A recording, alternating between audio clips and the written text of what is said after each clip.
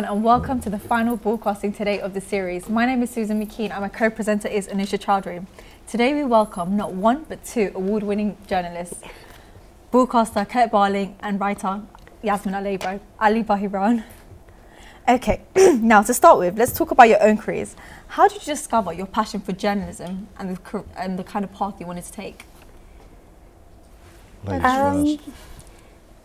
When I was growing up, I think about at the age of 10, there were two things I wanted to be in my life. The first was an actress, and the second was a writer. My family wouldn't let me, so I did the second. But I didn't do it until I was 37. Why did you wait so long, if you don't mind me asking? I was an immigrant. I didn't know anybody. This is a very closed profession. I lost my confidence for a while. I didn't think it was possible. And then at the age of 37, I said, "You'll die and you'll regret this, so go do it." And I wrote my first column, just like that, and it was published in The Guardian. Wow. What inspired you to write your first column? Anger. I'm always angry. You must know this. I'm always angry. I had come from Uganda as an exile because there was a dictator there called Idi Amin. Asians who had been there for nearly 3 generations, who had been brought by the British during the age of empire to build the railways. And it was a very difficult thing. I mean, a part of me wanted to really come to England because I thought it's where everything happened. But of course I was losing a homeland, and everywhere I went, people would say to me, "Oh, I bet you're so glad to be here, you know, to have left that horrible dictator," and things like that. And the fact was that dictator had been put into power by Britain, US and Israel. So I got very angry one day. I said, "Why don't you know your own history? I wouldn't be here if you hadn't put him there." And that was the column. Now yourself, Kurt, you were a lecturer at the London School of Economics, weren't you? I was, yes. What inspired you to go? Well, you know, I started, like Yasmin, there's a performer in all of us, isn't there, as journalists? And when I was 18, I was in the National Youth Theatre. And my idea was, like Yasmin, to become an actor. Because I thought actually in the 70s there were very few black actors, and I thought there's a little place that I can exploit. But when I got to the National Youth Theatre, after the first year, we all came together again for the beginning of the second year. Suddenly all those young people I'd met and had fun with, they were all sort of, "Oh darling," and I said, "No, that's not for me, I really can't get into this." And I thought, you know, there's another thing. I don't want to spend a lifetime reading and performing other people's words.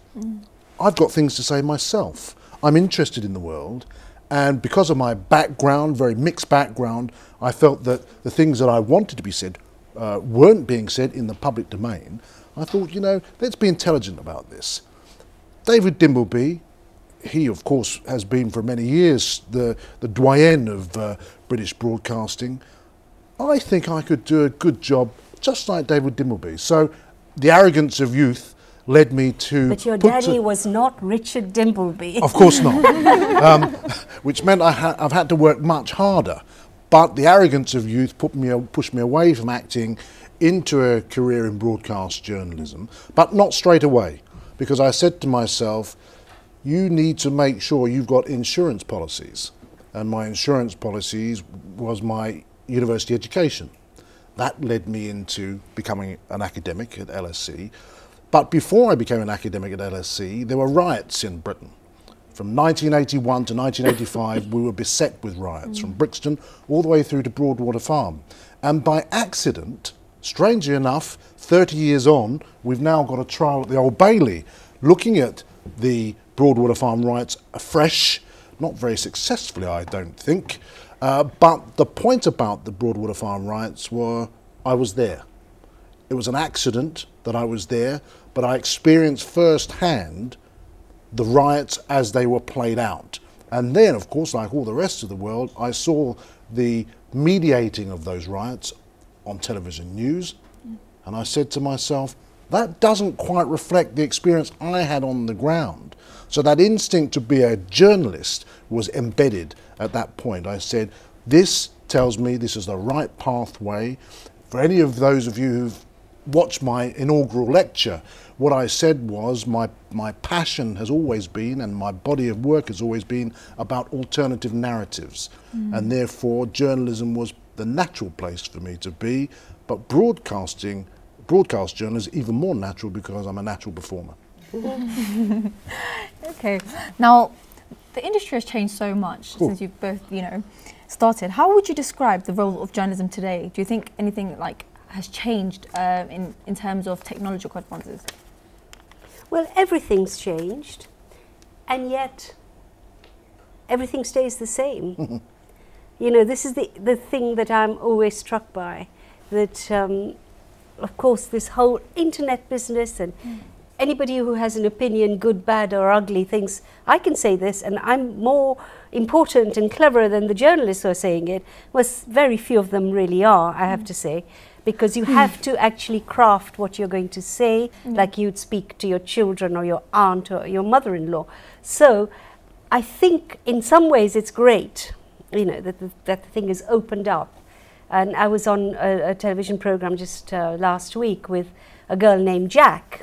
You know about her, the young woman who started blogging about cooking on a very low benefits, and now she's her books being published, and she's lovely. And of course it's great that she could do what she did by breaking away from the very difficult path otherwise you have to tread. But having said that, I think really well-crafted journalism is still extremely important.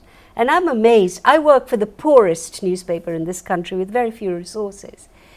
But like today, when my column came out today, before I left home, I had about 412 emails already from all over the world. So it seems to me that the internet allows them to read my work, but my work is still what it has always been. Yeah, I think that journalism is about telling stories. It will always be about telling stories.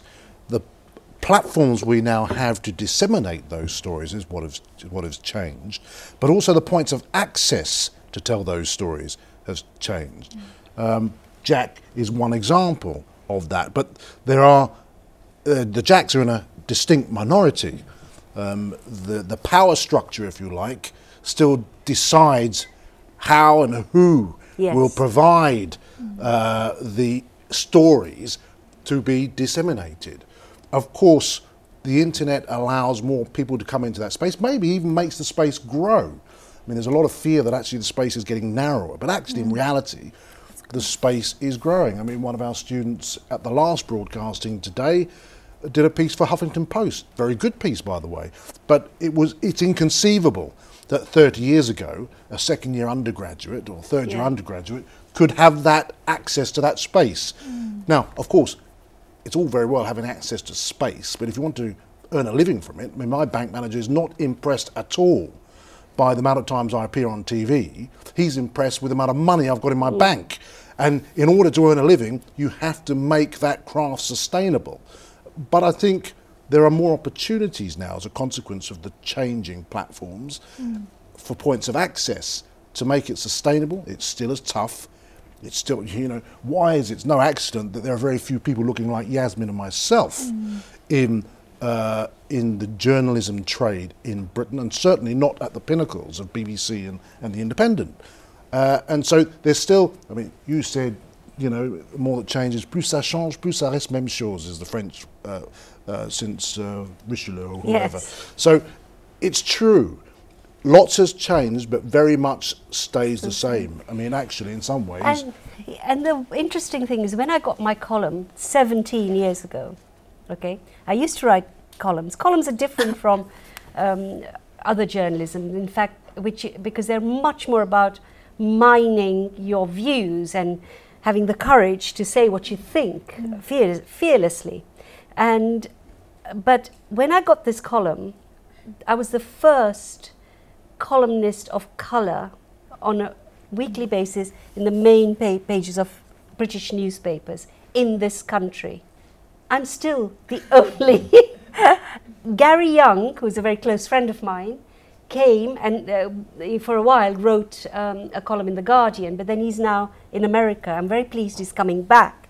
So when he comes back, once again, there will be just the two of us. Now, there are some good columnists in the second section of The Guardian, in the second section of The Times, but this space on the main section of a newspaper where, you know, the big names are like Will Hutton and Polly Toynbee, all white. So, in a sense, I'm very shocked that I thought once I did it, it would change. And it doesn't, as Kurt says, you know, it doesn't. Question about that. Did you face any sort of challenges as you were going into the journalism industry because of your ethnic minorities? My mum was very much with me, but everybody else in my community family, how foolish are you? Why can't you be a doctor, a lawyer, pharmacist? Yeah, I hear it. And you know, now I'm very old and I look back and I think, as Kurt said, my God, it's such a difficult and insecure profession. Maybe I should have become a doctor, lawyer. And the good news is my son is a lawyer and my daughter is an engineer. So it's all right now. Well, certainly my mother said to me, what on earth are you doing that for? You'll never be part of their club. They'll never allow you to be part of their club. And my response was, yes, but I don't care about them. I care about the audience. For me, I don't want to be part of their club. And if I'm never part of their club, that's fine. But it matters in an open society. You are right. I was at the LSE. One of the first lectures I heard there was by Sir Karl Popper, one of the greatest philosophers of the 20th century. And he sat in front of us, very old man by that point, in his late 80s, and he said, you know, you're here for a purpose. You're here to defend the open society from its enemies. And he wasn't talking to us as journalists or trainee journalists. He was talking to us as social scientists. And for me, that was the point. To preserve the open society from its enemies, you need all sorts of people, including journalists. And so for me, there's a bit of a mission about it. And so day before yesterday, actually, I took my mother out for Mother's Day, and we had a nice cream tea.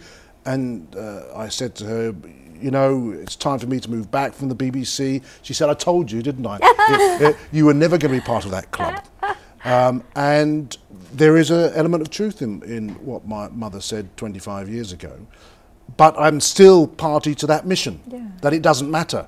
It's the audience that matters, stupid. But even the audience, you know, I never look at the comments under my columns, because if I did, I would hang myself. And that's what they want me to do, is to hang myself. It's amazing. I can write anything. And they'll say, why don't you F off where you came from? You blah, blah, blah. Why is she even saying she's British? You should read it. It's a real lesson. These are independent readers. These are not the Sun newspaper. This is the Independent. Just read it. So often people say, how do you survive this? I survive it by not looking. And I sometimes say, I tweet and I say, I don't read your stuff. Don't you know that? So it makes them even more angry. But it is interesting. It's really interesting. They don't accept me even now. Yeah. Question for yourself, Yasmin, actually. Because you're really well known for speaking your mind. No, it's a good thing. It's a great thing, actually. Would you encourage journalism students to do so as well? You can't be a journalist without having, as Carl said, a real investment in an open society, and have an open mind, and absolutely speak without fear. Now, we have laws. You can't say anything you want, and I'm glad of that. I don't think we should just go around saying what we want, because freedom brings responsibilities, and there are always lines.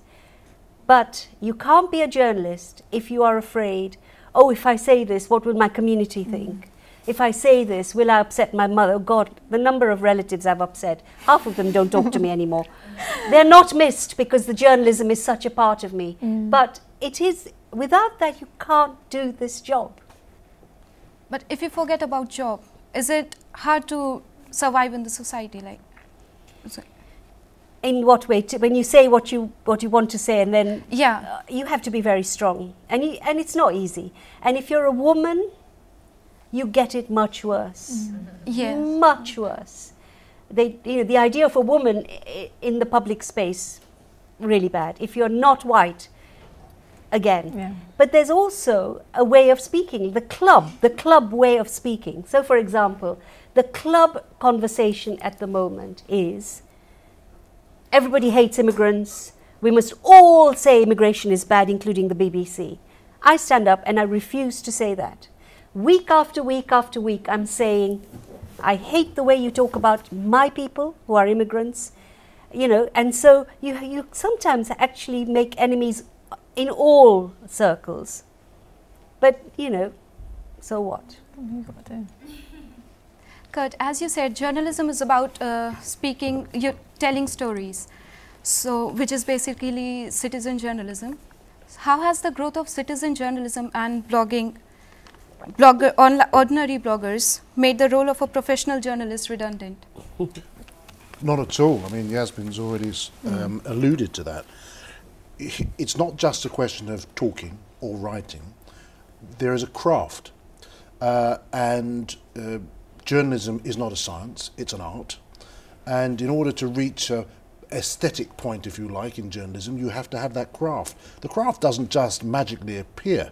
You have to work. You wouldn't say to a carpenter who was just a week into his training or her training, I fancy a really nice bit of furniture. Can you just knock one up for me?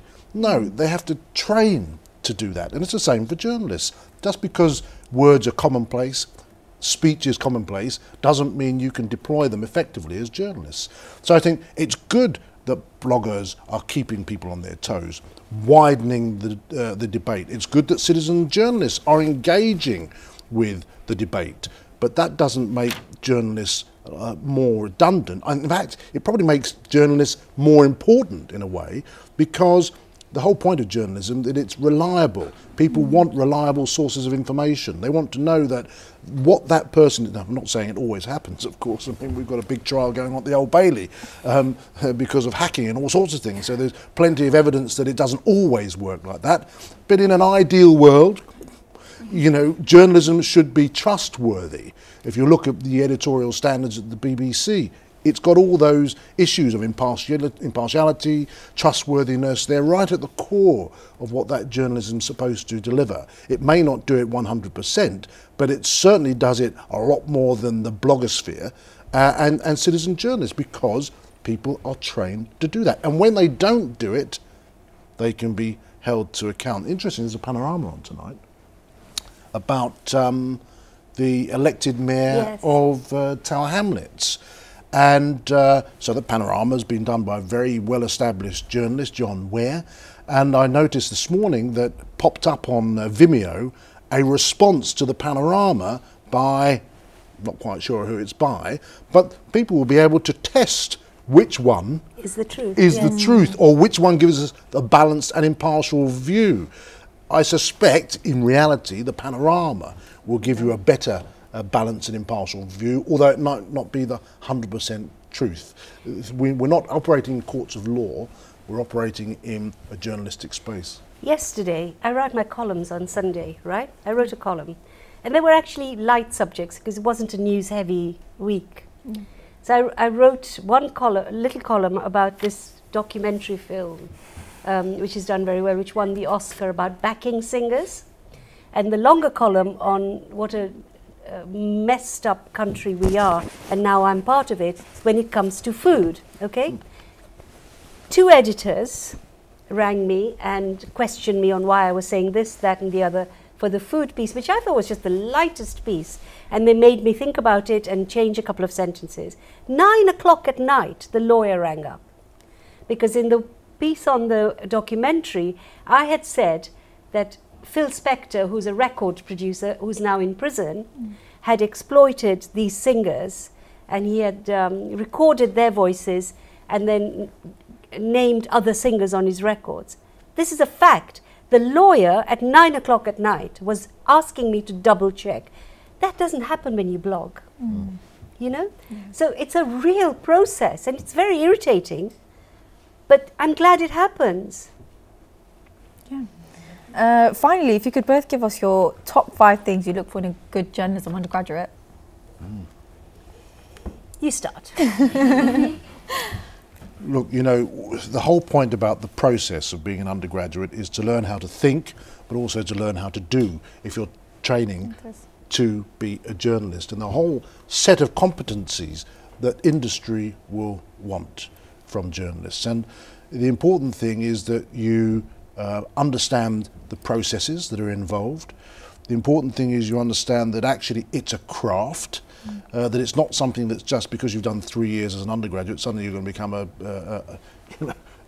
leading writer on a national newspaper or a top correspondent.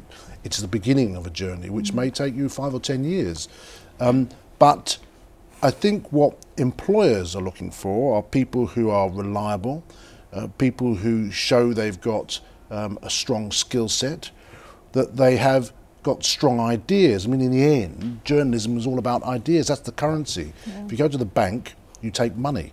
If you go to an editorial, into an editorial setting, you bring stories.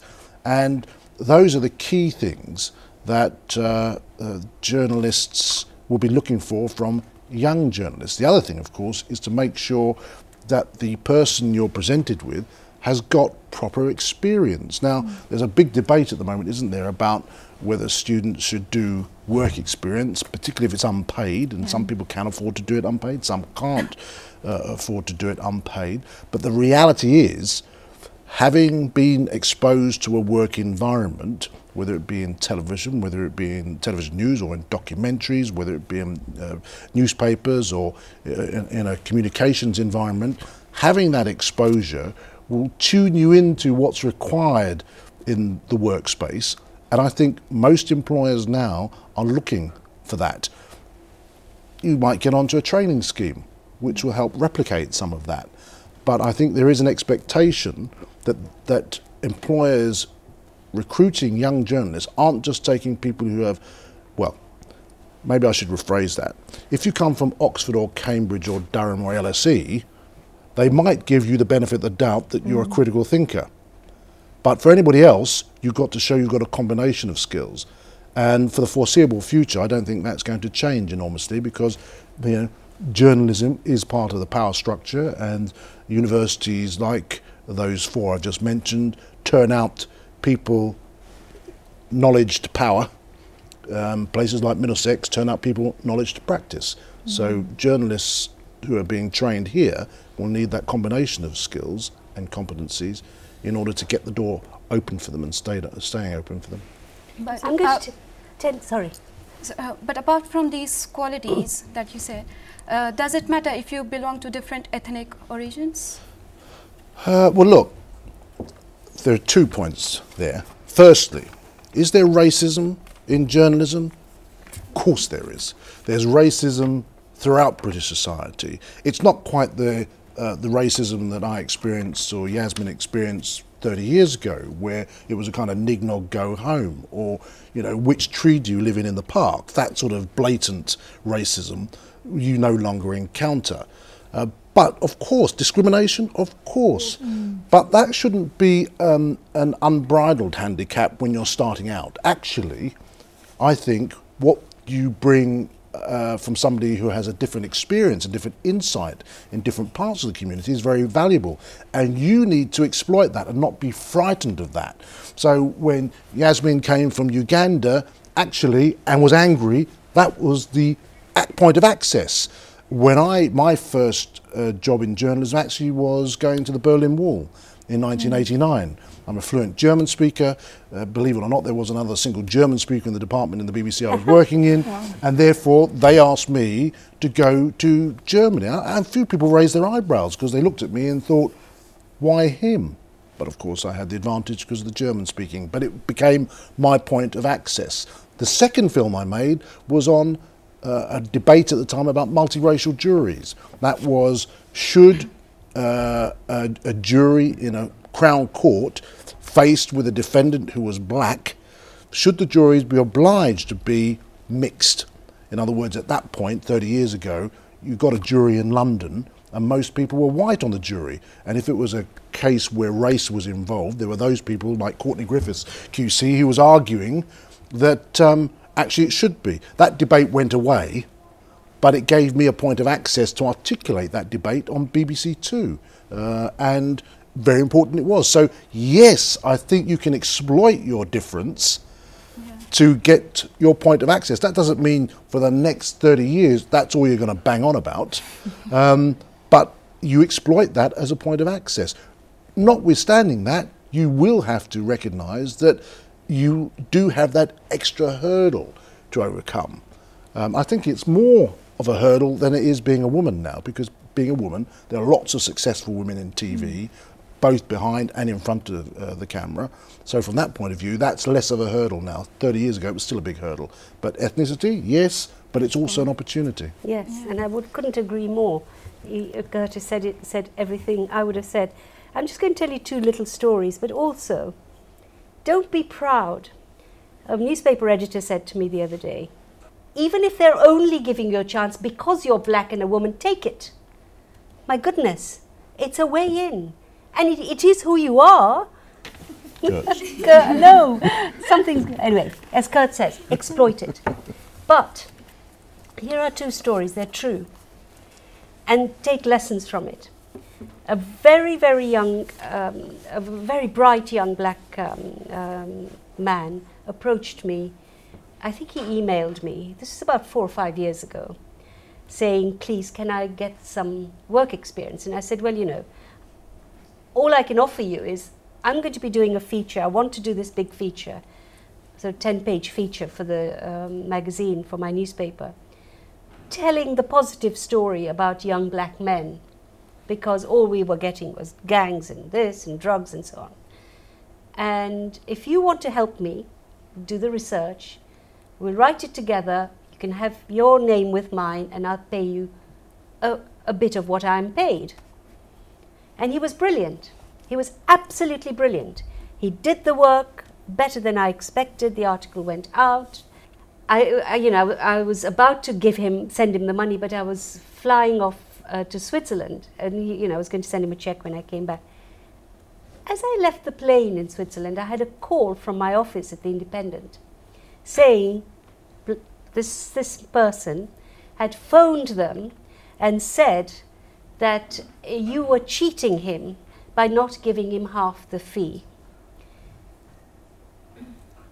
He never worked with me again. He was never going to work with me again, because you don't do that. You don't break trust, and you don't go behind people's backs, and you just don't do that. Second story, I was speaking at the Women of the World festival, which some of you this year came to. And we were talking about media and women.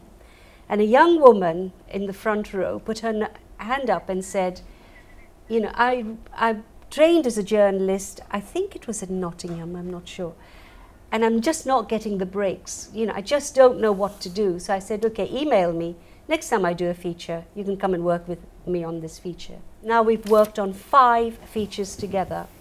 I've paid her, she's made her name.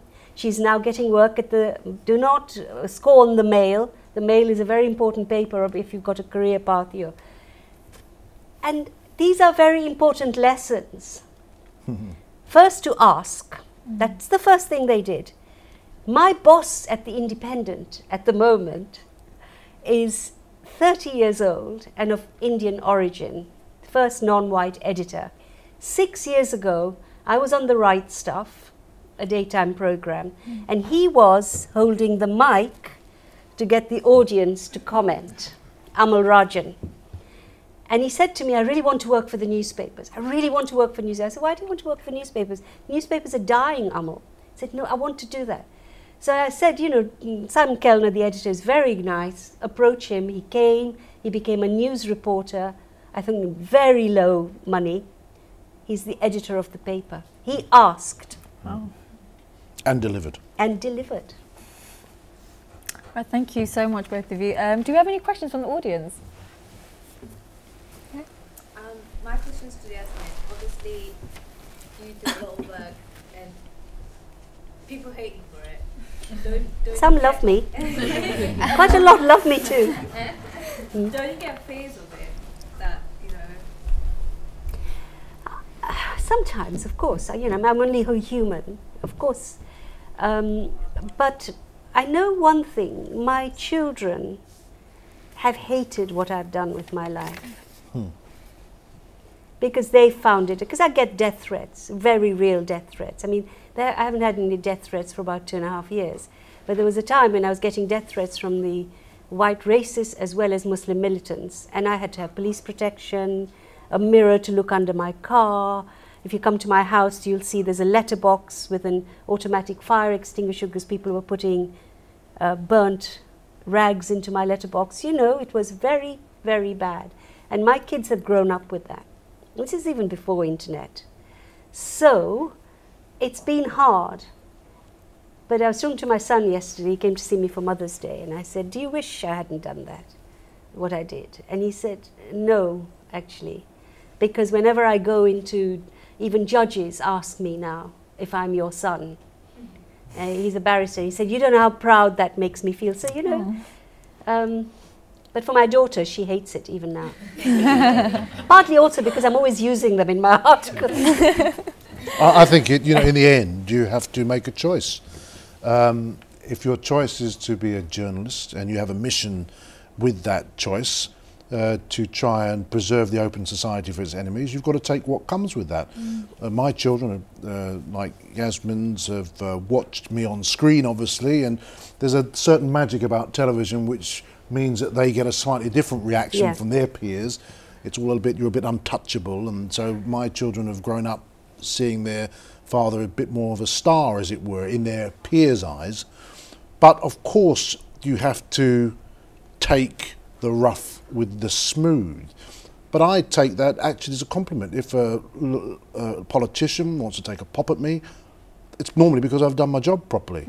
I can remember when Abu Hamza was in his mosque at Finsbury Park, and he was radicalising young people, and I was there undercover, and I wanted to do a story about it, and Channel 4 were anxious about it because it looked like that we could be potentially seen as Islamophobic.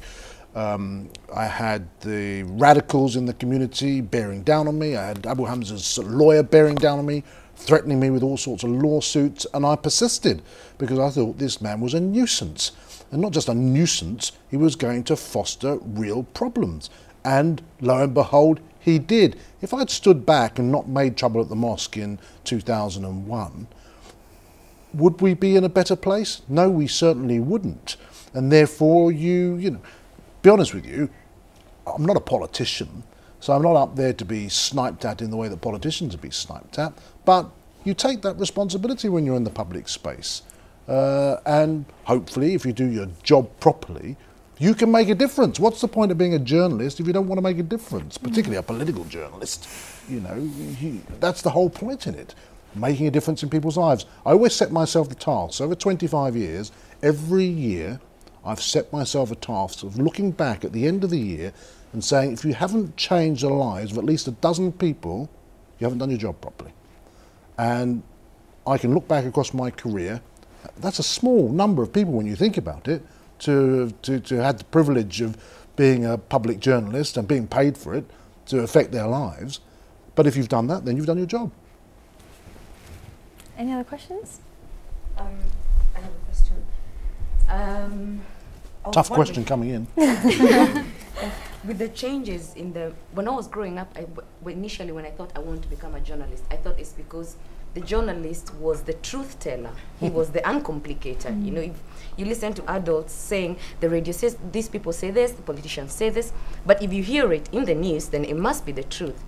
But now, thanks to the older you, I think I blame you for that, it has changed. I don't think I have so much view or respect as I looked at it back then. So what do you think about the changes that have come from 20 years ago when you started and now? Because I think there's, in terms of morals, considering you're dealing with the very mass, with people with different beliefs, morals, not catch the money, plays a really big role. What you make in it plays a big role. And initially, journalism was about telling the truth. Now it's what you make, isn't it? No, look, I've always said to people when they've said, "Oh, BBC, this, that, and the other," I said, look, I'm one journalist. I'm not Tony Hall or the Director General. I will be responsible for what I do. And as a journalist, I can only be responsible for what I do.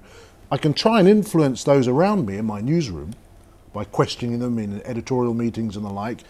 But remember, 1985, Broadwater Farm riots. I wasn't even a journalist then. I was just starting my PhD and I happened upon the riots. And I saw at Willen Road in Tottenham, World War III. Literally, petrol bombs, shooting, police confronting young men. It was all kinds of mayhem going on. And a policeman died at the end of that night. I happened to know the local area and I was trying to rescue my brother-in-law who was there. And I went round the backside of Broadwater Farm Estate and it was quiet. There were people, you know, a baby wouldn't be woken by the noise there. It was absolutely like a village scene. So when I then went and saw the TV and all I could see was World War III, I said to myself, I'm not getting the truth here. That was a very important lesson for me before I even became a journalist. And that was only reinforced when I became a journalist, when I went to Germany in 1989, and I went to the other side of the Berlin Wall, and I was asked to tell the story of how the wall had fallen. And I was listening on the west side to my colleagues in the BBC say, well, you know, the Germans, of course, you know, yada yada, 1945, they haven't really changed, they're all basic closet Nazis, so what do you expect? I'd had a different experience. I went to the other side of the wall, explored the story myself, and came back with a different narrative. The point is, you have to wed yourself to trying to explore those alternative narratives if you want to make a change. Now, some people might get bought off as they go through their career and want to, you know, climb the greasy pole. Personally, I chose to remain as a frontline journalist so I didn't have to compromise what I wanted to do with my mission. So, perhaps defensively I say, yes, it is possible to do what you want to do, which is try and get access as best you can to the truth of the matter. And if you do that and stay true to that, then I would suggest that you can make a difference and you can personally be truthful. Sometimes you have to work within organisations which get compromised. That doesn't necessarily mean that you have to. But I think a very good question, I have to say. Very, very good perceptions. We're in a bad place with print journalism. 3/4 of the print journalism industry needs to be very ashamed at the way some, not just the journalists, but particularly the bosses have behaved. We're in the middle of, you know, I support, unusually for a journalist, I actually back the Hacked Off campaign because I think it's become so corrupt. It's not all the papers, the Financial Times, Independent, Guardian, Times up to a point, Observer, you know, there are very honourable papers. But there has been a terrible, terrible collapse of morality, of truth-telling. And for me, the worst crimes now are committed against the voiceless, people on benefits, migrants, asylum seekers, women who are being beaten up. They're the ones whom the print sector, because they can't sue. So I agree with you that we're in a bad place. But if you ask me, am I proud of what I've done? Yes. As a person, Thank you. But I feel like as a group of journalists. No, I think you're right. I don't think we can hold up our heads. I think you're right. Yeah. Thank you so much. That brings the event so close. Thank you so much, Kat and Yasmin. It's been Pleasure. great. Yeah.